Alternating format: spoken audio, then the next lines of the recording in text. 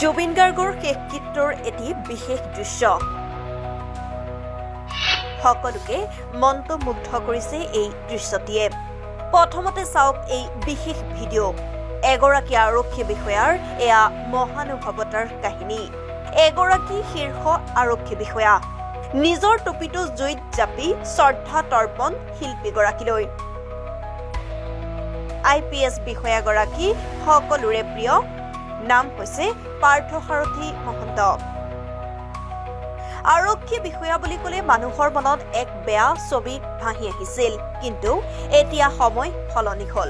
আমাৰ সমাজত এনে কিছু আৰক্ষী বিষয়া আছে যাৰ নাম শুনিলেই মনত ভক্তি জাগে, এক নতুন সাহস আহে।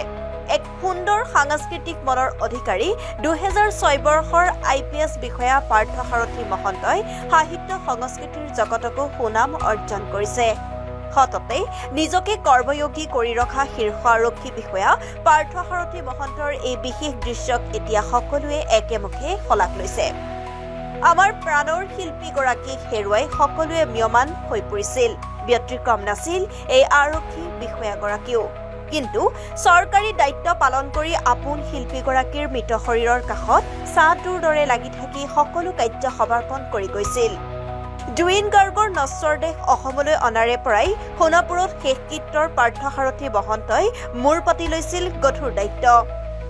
আমাৰ দৰে তেওঁৰো প্ৰিয় শিল্পীগৰাকীক বিদায় দিব পৰা নাছিল, সময় পোৱা নাছিল কান্দি কান্দি ৰাউচি জুৰিবলৈ। খাকী পোছাকে তেওঁৰ ভঙা হৃদয় ঢাকি ৰাখিছিল। কিন্তু আপোন শিল্পীৰ নিথৰ দেহ পৰি ছাই হোৱাৰ সময়তে নিজৰ শিৰৰ টুপিটো জুইত জাপি দি শেষ শ্ৰদ্ধাঞ্জলি যাচিছিল। এই দৃশ্য এতিয়া সকলোতে সহজলভ্য হৈ পৰিছে। আমিও এই প্ৰতিবেদনেৰে আৰক্ষী বিষয়াগৰাকীক জনাইছো salute. News desk report for nation Assam.